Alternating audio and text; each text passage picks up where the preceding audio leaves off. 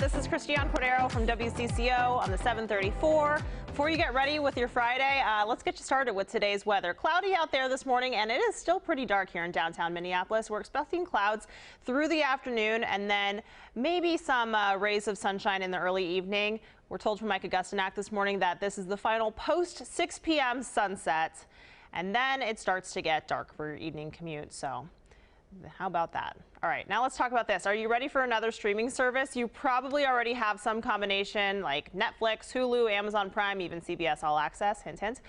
Don't think of it as $6 a month here and there, though. Combined, those four are $34 a month. Tack on another $5 if you want Apple TV. You'll find a new morning show series called The Morning Show, starring Jennifer Aniston and Reese Witherspoon. There's also going to be a post-apocalyptic thriller starring Jason Momoa.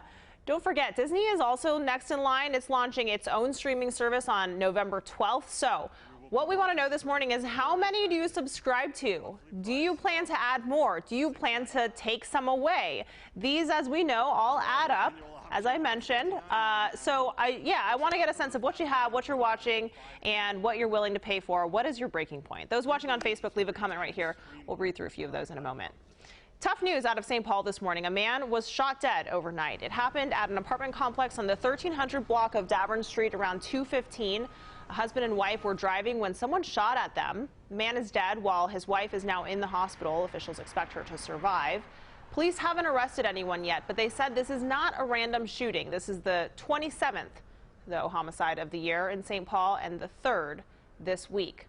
Across the river in Minneapolis, a business owner who was shot earlier this week has a perhaps surprising reaction. People call and worry about me.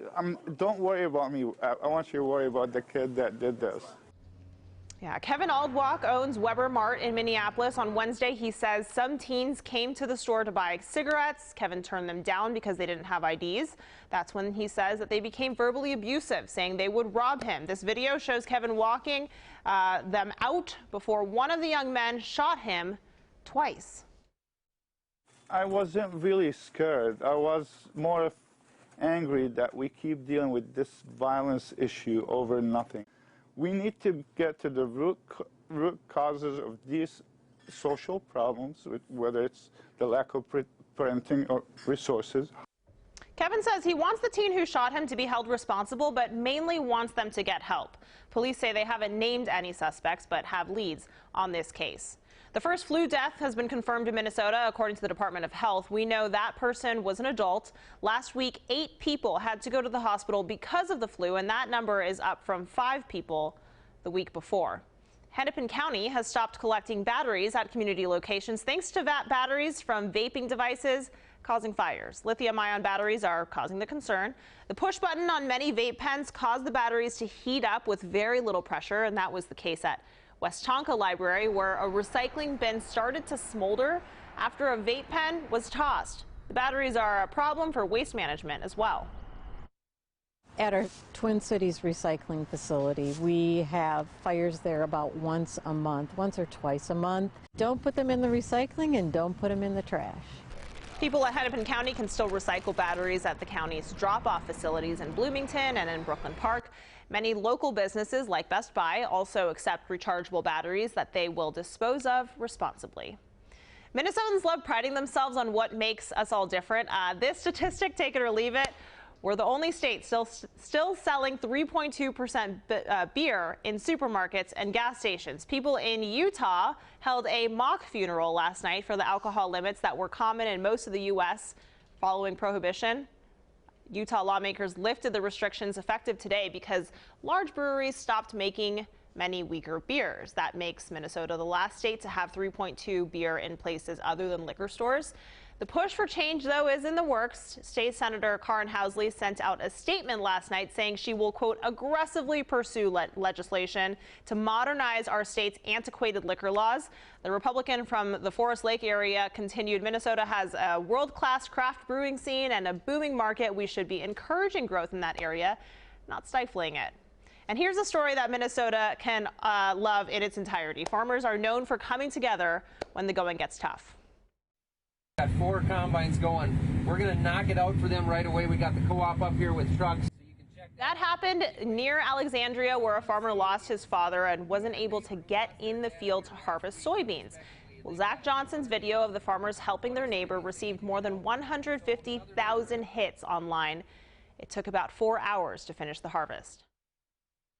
I think it just shows how farmers work together and how farmers are a tight-knit community and the small towns. And we had 3 different people bring us dinner at the same time, and everybody showed up and got together and just made sure that we got the work done and everybody was well fed. And you know, it was a great thing to do for the community to get together for somebody who would have been right there with us if somebody else was in need, and that's the reason that the community did that.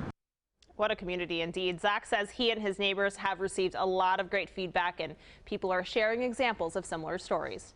Too much candy at home? Why not give some back? Bring unopened candy to the M Health, Fairview, and University of Minnesota physicians clinics. They'll send the candy to our troops overseas, and in exchange, the kids can pick out a book. Good little trade-off there. We have a list of participating locations at WCCO.com. Goodwill is also taking donations to give to charities. McDonald's is going old school to celebrate the Happy Meal's 40th birthday this month. From November 7th through the 11th, you'll find retro toys inside the popular kids meal. The official lineup will include 17 of the most popular toys from the last 4 decades. And as you can see, that includes the Hamburglar, Tamagotchi, Furby, and the original Red Power Ranger. With that Tamagotchi, man, those 90 kids are rejoicing. Back to today's talker. Another new streaming service to choose from today with Apple TV launching. We want to know how many streaming services you have and will you get more? So WCCO's digital guy Cole is here. Cole, what are people saying? Yeah, we have Paul saying I subscribe to 3. I got a 3-year plan for Disney. We have Nadza saying 3 services, 4 if you count music. Totally pre-ordered Disney. And we have Becca saying, good morning, I have 3 streaming services, Netflix, Hulu, and Amazon Prime. Those, I think, are the 3 most common. If you add those together, I believe it's $28 a month. But then most people also have some kind of cable or live streaming as well, right? Definitely. What do you have, Cole? I have too many. You have too many. Too many to All count. Access, Hulu, HBO Yeah. Now. The list goes all on. that stuff. We'll get to 7:44 in a minute. Thanks, Cole. Appreciate it. Thank you. All right, that's it for now. This is the 7:34 from WCCO, and most of the Twin Cities are on the go. So why not make us your place for mobile news? We'll be back here on Monday at 7:34, and until then, enjoy your weekend and the internet.